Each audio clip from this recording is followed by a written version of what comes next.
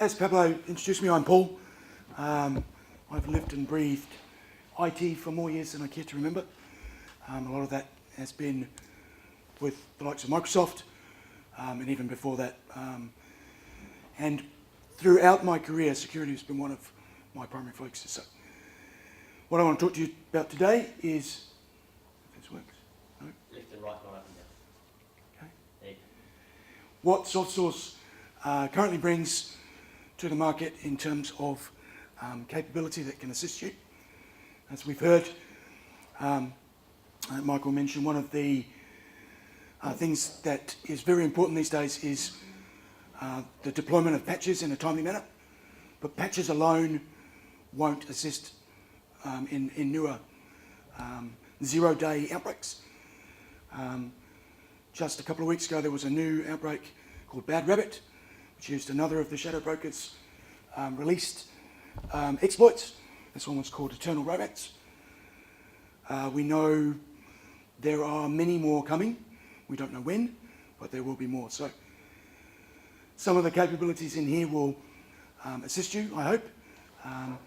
Even if not, it'll give you some idea of what you can do to further protect your environments. So today I'm going to talk about a number of things. First thing we'll discuss is the cybersecurity maturity model, simulated phishing attacks and user awareness training, vulnerability assessments, penetration testing, network security assessments, and finally, breach remediation and investigation. So what is the security? Have I gone too far? Have we gone? No? Okay. So the cybersecurity model, it's a guided evaluation that works through your entire business from a cybersecurity perspective. So it looks at not just an IT focus, but across the business. It allows you to baseline where your current maturity sits within regards to cybersecurity. You can then track your progress across multiple evaluations. You can make better and well-informed decisions. So it's not just a point in time. It allows you to accurately focus on areas that you need to improve on. And then you can make those investments. So you can go to the board, you can go to the owners, get the necessary funding to invest in the right areas. So the model includes 10 different domains, and as I said, it's not just IT focused. It looks at risk, supply chain, workforce management, business continuity. There are a number of up there. The model is designed to be run over 2 days. So although many of you will understand there are many more domains we could have included, because we wanted to make sure that it was accessible to not just large organisations, but smaller organisations as well. We've kept it minimal, so it does only include those 10 domains. It is quite comprehensive. Generally, the exercise will include someone from finance, someone from HR, someone from the C-suite, if possible, as well as IT. So it really does look at all the areas across the business and requires input from those people that they have the relevant knowledge as well. So how does it work? As we discussed, there are 10 domains. And the way that it works is it's scored on maturity indicators. So as you can see there are 4 indicator levels. 0, you're doing nothing in that particular domain. 1, you've initiated. 2, you are performing. 3, it's fully managed.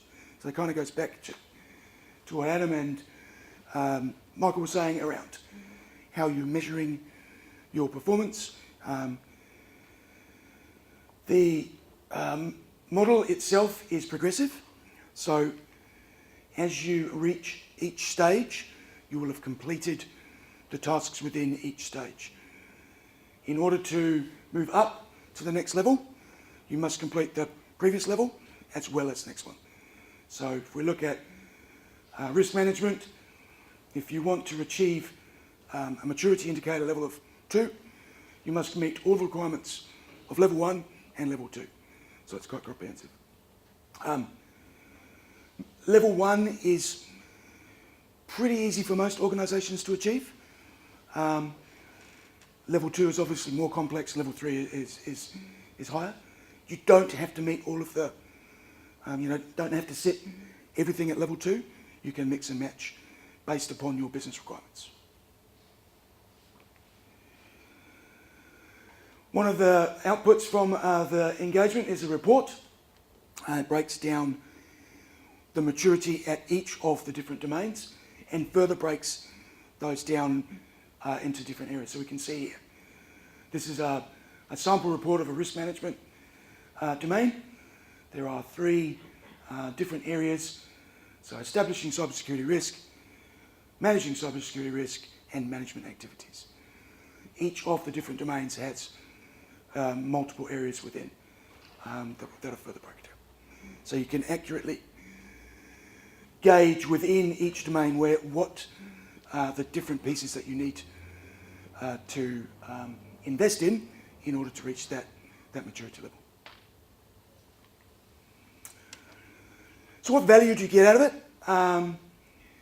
As we said, it will identify any requirements that you have for additional resources or priorities. So it will clearly show within each domain where you are strong and where you need to increase that level. You can use it to take to the board. That will help you justify investments, gain the necessary funding for tools, staff, partnerships, however you want to run that.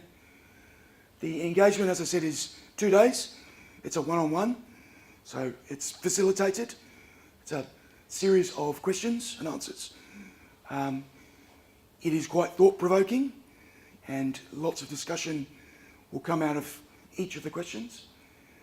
And then if you run it on an annual basis, you can track your progress accurately. You can run it more often than annually if you like, but generally we see the value in running it on an annual basis, pushing that report back to the board, showing where you've made progress, where you've increased value.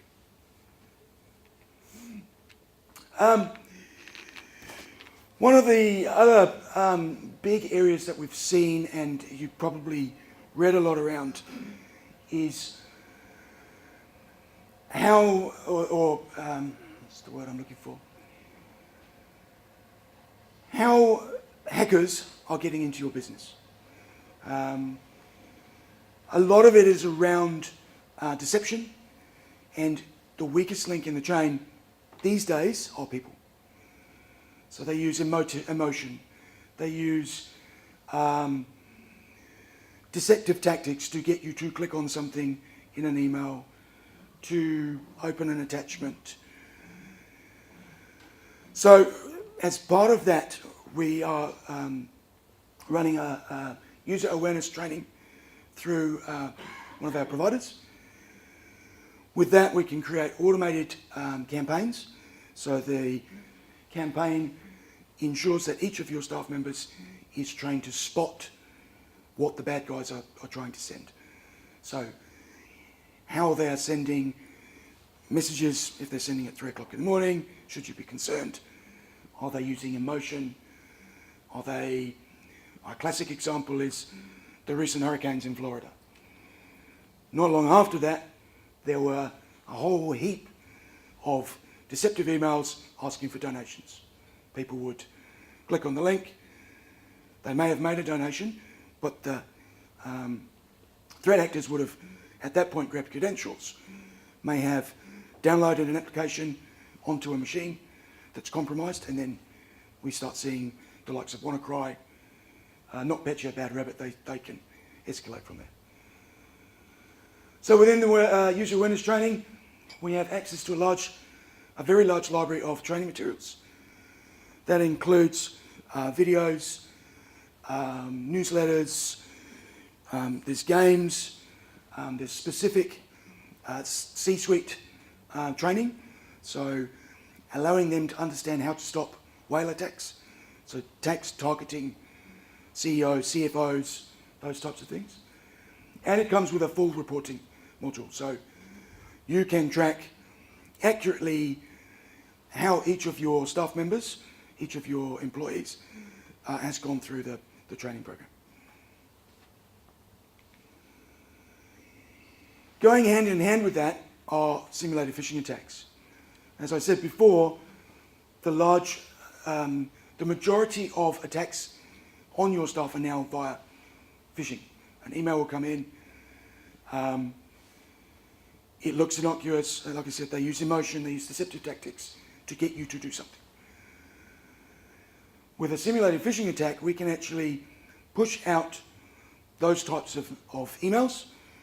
We can generally then see who is susceptible to clicking. The first time you run this campaign, and I would suggest you do, or run an assessment, there is a large number of people that will click. You look at statistically, it's around 15 to 20%.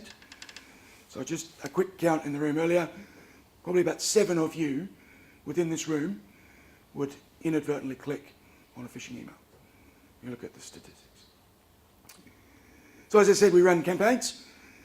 They are run to identify which of your users are phish prone. You then use that to reinforce the training again, if you haven't already done so. Each client can be fully customizable, so we can use a library of predefined templates. Those are customizable. We can work with you to customize specific emails that you may have. You may have partner engagements, partners that send emails that we can customize to make look as if that's where they're coming from. And it's fully trackable. So we monitor every message that goes out. We monitor every click. We monitor every time someone enters credentials when they shouldn't do. And that's all fully reportable.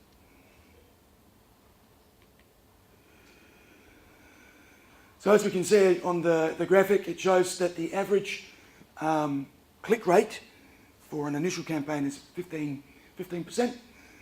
So that's quite a considerable amount. So as I said, it's 6 or 7 of you within this room would potentially be someone that clicked on a phishing attack. We've recently engaged with one of our clients. About 6 months ago, the CEO was hit with a phishing attack. The CEO inadvertently clicked. Fortunately, before any financial transactions occurred, it was stopped. As part of that, as part of their response, they have engaged with us to go through the user awareness training and also the simulated phishing attacks. Very recently, there was another attack sent, this time for a significant sum of money, and we're talking more than 7 figures. But because of the user awareness training, a staff member spotted that attack almost instantly and sent an alert saying, hey, this is not right. So the training does work. We found it's a valuable tool within your business to ensure that you don't get hit by the same things.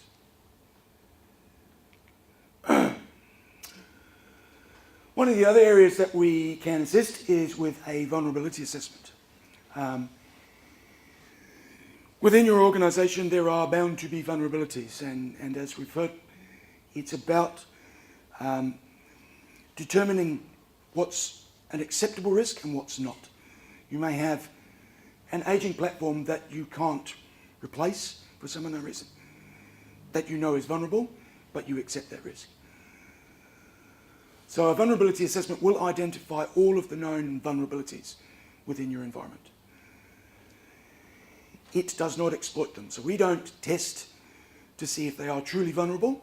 We just say, hey, here is something that we've seen. It has a potential vulnerability within it. It looks at all areas of the infrastructure: Active Directory, user accounts, passwords, printers, applications, and identifies any vulnerabilities within any of those that we can identify, that we can see. And at the end of it, you get a report. So the report will document all that we found. It will give you some remediation suggestions. And again, you can take this to the board and say, hey, here's our vulnerabilities, this is our risk. What can we do to reduce that? Give me some funding, let's get that fixed. Penetration testing. So penetration testing is the next area after vulnerability assessments. So this is where we find, so previously we found vulnerabilities, well, the pen test will exploit them. So we'll attempt to break into a system or an application. It could be a firewall, a web app, a financial system, for example. It also identifies previously unknown vulnerabilities. So by the use of creating custom code that tries to do things, the running of denial of service attacks, cross-site scripting, XML injections, we can actually find things that may not have already been identified. It can be quite disruptive. As I said, we can run a denial of service attack that forces an application to crash and then attack it from as it's going down. Generally, it's very goal-oriented.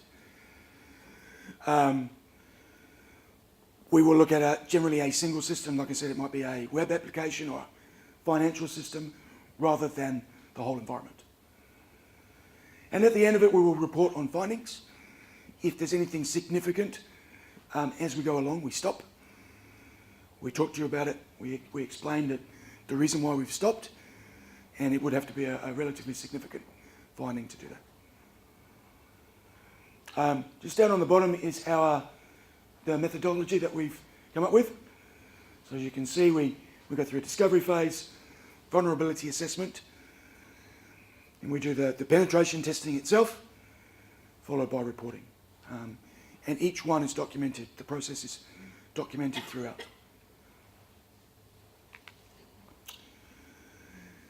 Another area is on network configuration. So this is where we take the configuration files from routers, switches, firewalls, and identify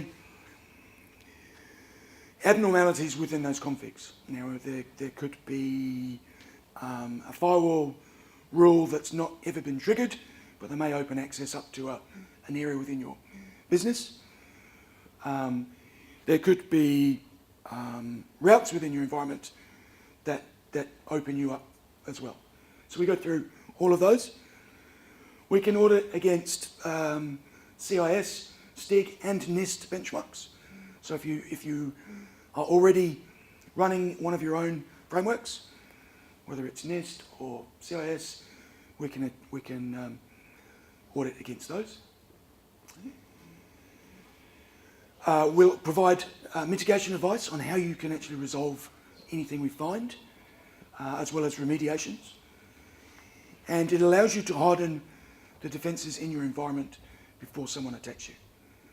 So when we produce the report, you'll see everything that we find. And again, it comes down to risk. If it's an acceptable risk, then you carry on.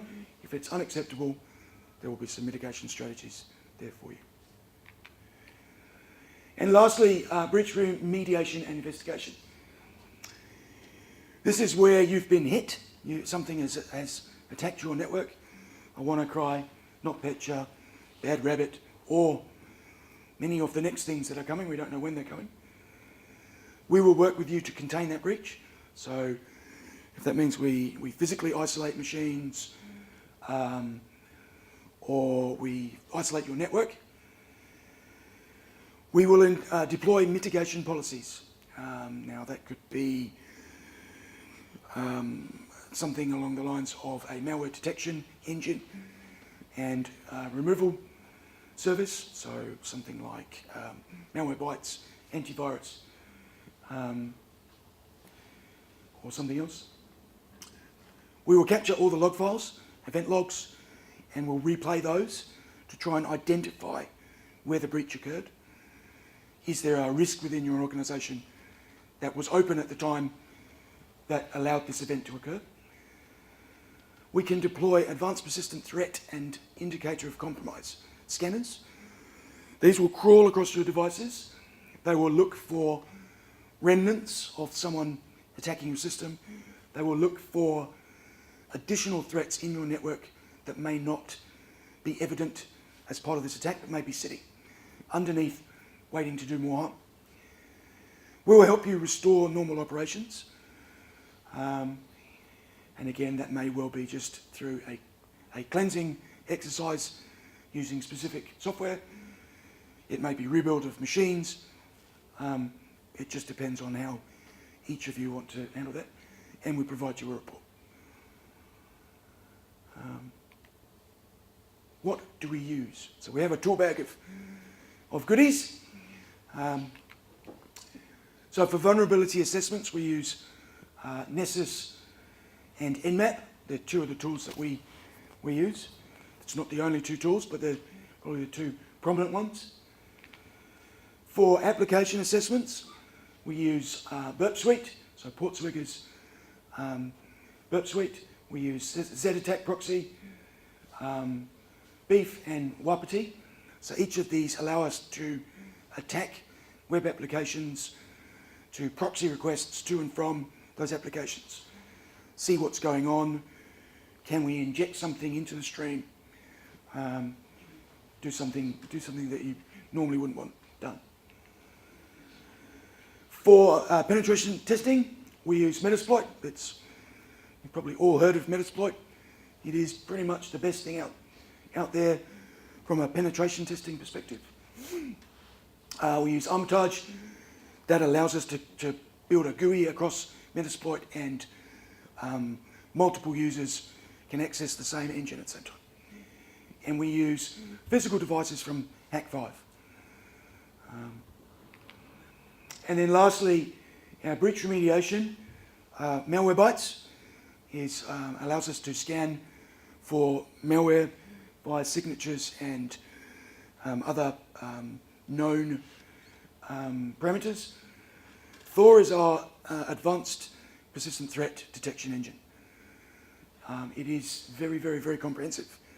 It looks at so it can look at application remnants, can do deep scans on disks where an attacker has tried to hide their tracks by deleting files. It's about 700 rules within Thor that it looks for. And that is it. Thank you.